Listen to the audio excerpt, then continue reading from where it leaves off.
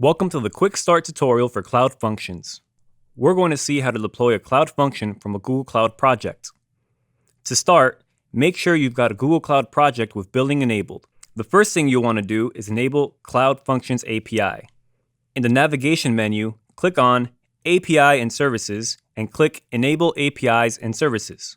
Here, search for Cloud Functions and select it from the results. On the Cloud Functions API page, click Enable to enable it on the project. Next, head to Cloud Functions on the navigation menu. We'll find this under the Compute section. Click here where it says Create Function. Name your function whatever you'd like.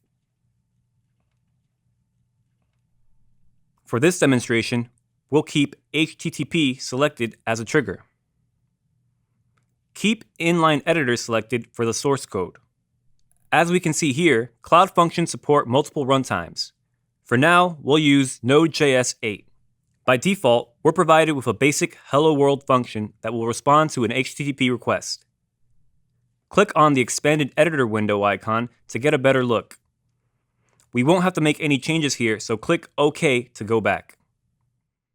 Here, where it says Function to Execute, is where we would specify the function in our source code that we'd like to execute.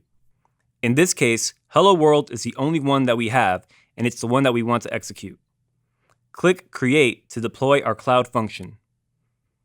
The Cloud Functions Overview page will give us a general overview of all of our Cloud functions, including region, trigger, runtime, and the time of its last deployment, as well as permissions. Once it's done deploying, click the menu of our function and click Test Function.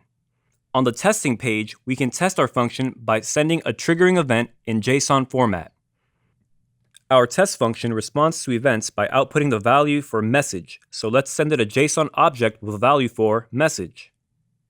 Click on Test the function and check out the output. As we expected, the function outputs the message that we provided above. Down below, we'll see the log associated with our function. There are entries for when the function execution started, as well as when the function finished, along with status code.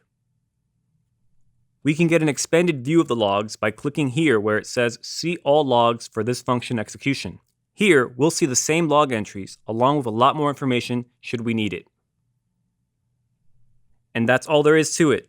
We've successfully deployed a Cloud function.